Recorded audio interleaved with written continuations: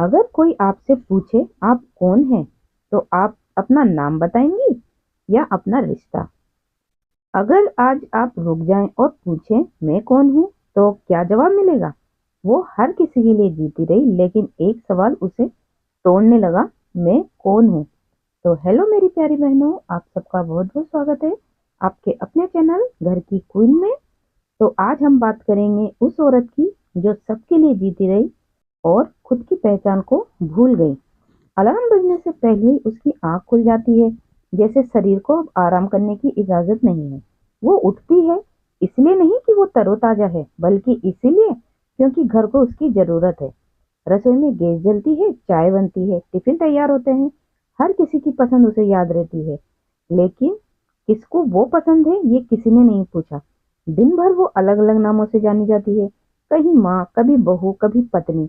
हर रिश्ता उसे पहचान देता है, लेकिन हर पहचान उससे थोड़ा थोड़ा वो खुद छीन लेती है। शाम को जब सब सो जाते हैं, घर चुप हो जाता है, तभी उसका मन बोलता है। वो आईने के सामने खड़ी होती है और एक सवाल जो सालों से दबा था, आज बाहर आ जाता है कि मैं कौन हूँ। ये सवाल किसी शिकायत का नहीं, ये सवाल किसी बगावत का नहीं, ये सवाल है एक औरत के उस हिस्से का जो जिम्मेदारियों के नीचे दब गया है। तो मेरी प्यारी बहनों, चलिए कहानी को शुरू करते हैं।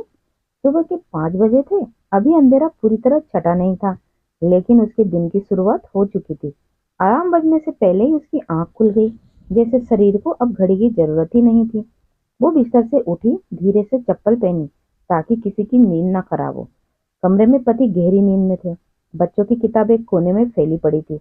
सब कुछ वहीं था जहां कल छोड़ा गया था। बस एक चीज नहीं थी, वो खुद। रसोई में पहुंचते ही उसने गैस जलाई। दूध उबलने लगा। चाय की पत्तियां, अदरक, चीनी, सब कुछ नाप तोल कर डाला। उसे याद था कि किसे कितनी चीनी पसंद है, किसे तेज चाय चाहिए, किसको बिना अदरक की चाय चाहिए। लेकिन ये कभी नहीं याद किया गया कि उसे क्या पसंद है। पिछले 15 सालों से उसका हर दिन एक जैसा था। नाम बदल गए, उम्र बढ़ गई, जिम्मेदारियां भारी होती गई, लेकिन सवाल वही रहा, मैं कौन हूँ? कभी वो भी किसी की बेटी थी, एक हंसती खेलती लड़की। उसे किताबें पढ़ना अच्छा लगता था। कॉपी के आखिरी पन्नों पर वो कहानियां लिखती थी। टीचर तारीफ करती थी, माँ कहती थी बहुत बोलती है ये, पिता कहते लड़की है, ज्यादा सपने मत देखो। धीरे धीरे सपने सिमटते गए। फिर शादी हुई। शादी के बाद नाम के आगे बहू जुड़ गया और पीछे से लड़की हट गया। सुबह से शाम तक वो सबके लिए थी, बच्चों के लिए माँ, पति के लिए पत्नी, सास ससुर के लिए बहू, समाज के लिए अच्छी औरत, लेकिन अपने लिए शायद कुछ भी नहीं। अगर वो थक जाए तो कहा जाता घर का काम ही तो है। अगर वो बीमार पड़े तो कहा जाता एक दिन में ठीक हो जाओगी। अगर वो रो दे तो इतनी छोटी छोटी बातों पर ही रोने लग जाती है। उसने रोना भी सीख लिया था, बिना आवाज के।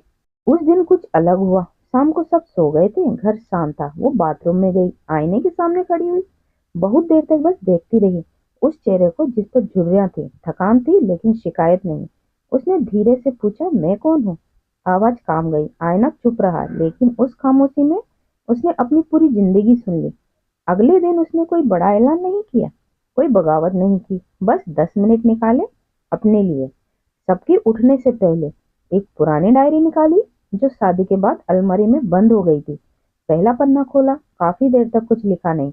फिर लिखा, आज मैंने खुद से बात की। उस दिन पहली बार उसने अपने मन की सुनी। ये आसान नहीं था। कभी गिल्ट हुआ, इतना सोच रही हूँ, स्वार्थी तो नहीं हूँ। कभी डर लगा, अगर लोग क्या कहेंगे। कभी हंसी आई, अब इस उम्र में क्या करेगी। लेकिन फिर वही सवाल सामने खड़ा हो जाता, अगर अभी नहीं तो कभी नहीं। उसने रोज लिखना शुरू किया, पहले 2 लाइन, फिर एक पन्ना। बच्चों ने देखा, मम्मी क्या कर रही हो? उसने मुस्कुराकर कहा, खुद को याद कर रही हूँ। धीरे धीरे उसकी आवाज बदलने लगी, आंखों में चमक आने लगी। वो अब भी घर संभालती थी, लेकिन अब टूटती नहीं थी। उसने समझा, पहचान का मतलब नौकरी नहीं होता, नाम या तारीफ नहीं होती। पहचान का मतलब है अपने होने को महसूस करना, खुद से ये कहना कि मैं भी मायने रखती हूँ। एक दिन वो फिर से आईने के सामने खड़ी हुई। उस रात आईना चुप नहीं था। वो बस उसे दिखा नहीं रहा था, वो उसे याद दिला रहा था। उसे वो लड़की याद आई जो बिना डरे हंसती थी, जो अपनी बात कहती थी, जिसके सपनों की कोई उम्र नहीं थी। उसे एहसास हुआ जिंदगी ने उससे कुछ छीना नहीं था, उसने खुद ही धीरे धीरे अपनी जगह दूसरों को दे दी थी।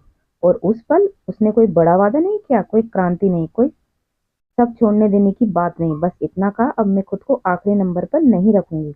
अगले दिन सब कुछ वही था, वही रसोई, वही बच्चे, वही जिम्मेदारियां। लेकिन वो बदल चुकी थी। अब वो थकती थी तो खुद से कहती थकना गलत नहीं है। अब वो रोती थी तो खुद को कमजोर नहीं मानती थी। वो समझ चुकी थी औरत का मजबूत होना चुप रहना नहीं होता, बल्कि खुद को सुनना होता है। आज भी वो सबके लिए करती है, लेकिन अब अपने लिए भी करती है। दिन में 5 मिनट कभी एक पन्ना लिखती है, कभी खामोशी में बैठती है।